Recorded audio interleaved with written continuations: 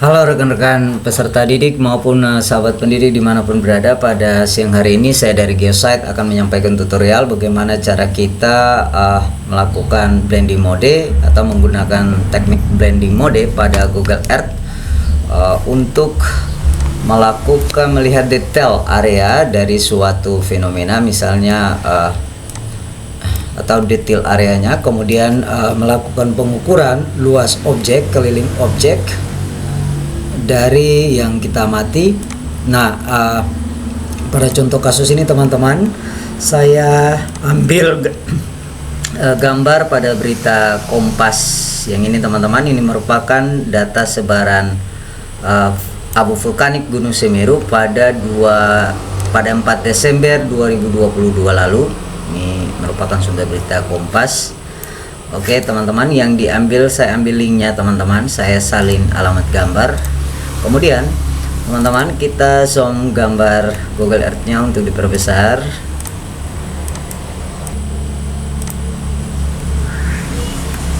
Jika sudah teman-teman, pastikan arah utara itu tegak lurus ke atas. Kemudian saya gunakan sidebar untuk mempermudah. Jika sudah, saya zoom gambarnya teman-teman, area Jawa Timur, tempat Gunung Semeru, ya kira-kira seperti ini teman-teman. Kemudian teman-teman, pada bagian atas ada menu-menu, itu kita gunakan tambahkan. Kemudian ada hamparan gambar, kita aktifkan hamparan gambarnya seperti ini. Oke. Kemudian karena yang saya ambil link teman-teman, saya masukkan linknya. Ya, teman-teman juga bisa masukkan gambar yang ada di komputer teman-teman.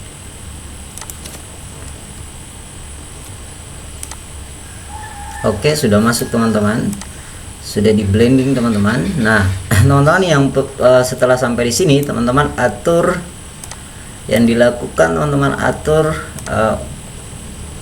opacity, sehingga gambar yang baru kita input dari berita Kompas dengan Google itu benar-benar bisa nampak, sehingga tidak mengalami distorsi. Kita bisa mengatur ukurannya agar sesuai.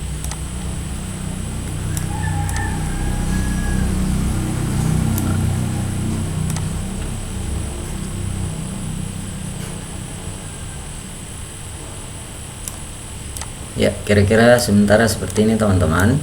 Nah, jika sudah teman-teman bisa perhatikan ini masih tidak sesuai ukuran. Oke, jadi saya perkecil teman-teman. Saat memperkecil itu tidak boleh dari satu arah begini teman-teman, harus dari pojok seperti ini ya.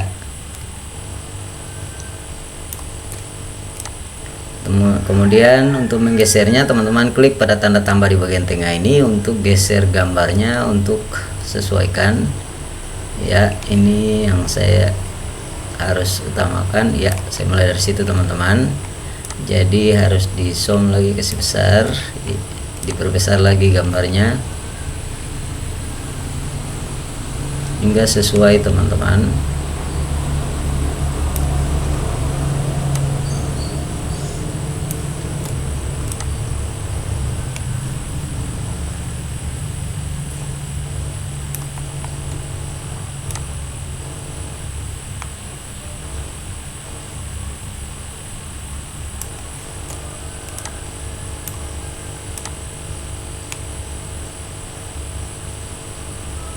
Ya, saya pikir ini sudah sesuai teman-teman.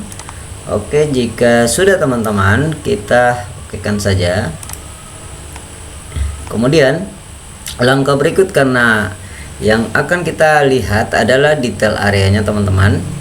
Detail area sudah saya aktifkan, tempatnya teman-teman, perbatasan dan seterusnya. Teman-teman bisa memilih pada bagian ini. Jika mau diaktifkan hanya tempat dan seterusnya, mau silahkan. Kemudian teman-teman, jika sudah pada bagian ini, kita aktifkan ada mistar, penggaris, kemudian ini ada banyak, ini garis, kemudian jalur, poligon. Nah, karena saya ingin mengetahui luas dan keliling daripada sebaran debu vulkanik ini, maka yang saya gunakan poligon teman-teman. Nah, setelah itu kita mulai klik pada bagian batas yang diplot teman-teman. Ini data resmi yang dikeluarkan oleh Badan Pusat Vulkanologi teman-teman, Kementerian jadi resmi. Teman-teman juga bisa ambil dari sumber-sumber yang lain seperti BMKG,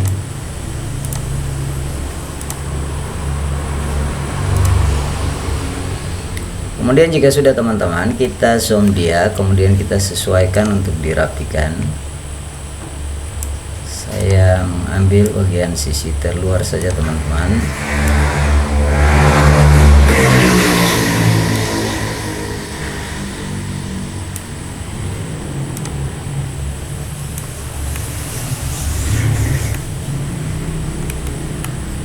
Itu teman-teman sesuaikan bisa. Ini tidak saya detailkan dia lagi.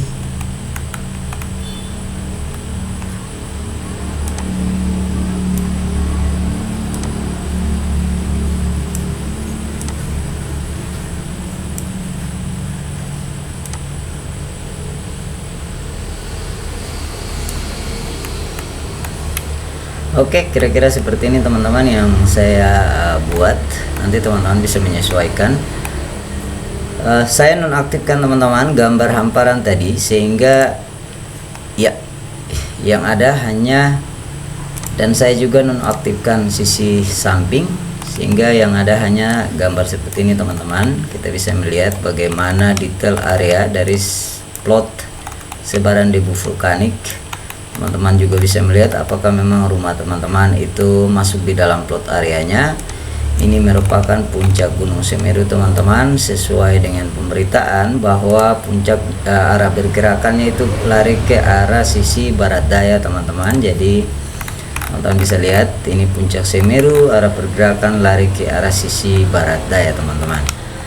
Oke teman-teman, pada bagian ini juga teman-teman bisa lihat ini ada skala. Jadi sehingga skala pada peta tadi, jika saya tidak ini berarti kita bisa lihat skalanya. Dan pada bagian ini juga kita bisa melihat luasan area yang diplot teman-teman, kemudian keliling garis yang kita buat, yang kita plot.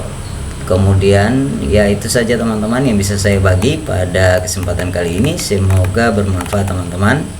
Bagi para pendidik, sekali lagi terapannya begitu kompleks teman-teman. Untuk hal sederhana ini dia bisa digunakan dalam praktikum dasar pemetaan, terutama misalnya menghitung luas das, menghitung luas yang lain-lainnya dari suatu objek di permukaan bumi.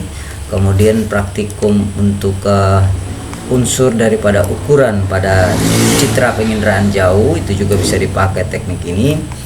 Kemudian kita juga bisa menggunakan praktikum ini pada materi